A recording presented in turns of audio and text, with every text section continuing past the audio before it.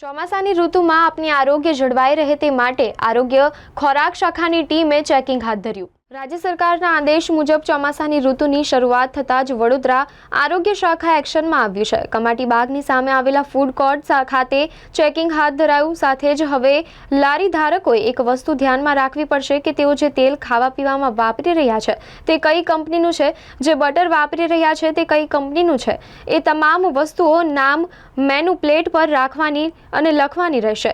વડોદરા શહેરમાં બે અલગ અલગ જગ્યા પર આરોગ્ય શાખાનું ખોરાક શાખાનું ચેકિંગ હાથ ધરાયું। કારેલીબાગ રાત્રિ બજાર ખાતે ચેકિંગ, જેમાં વાનગી કયા પદાર્થમાં બનાવવામાં આવી રહી છે તેના બોર્ડ મારવાના નવા નિયમનો ચુસ્તપણે પાલન કરવા વેપારીને સૂચના આપવામાં આવી છે। બીજી બાજુ આરોગ્ય શાખા દ્વારા કમાટી બાગની સામે આવેલા ફૂડ ઝોનમાં ચેકિંગ હાથ ધરવામાં આવ્યું હતું।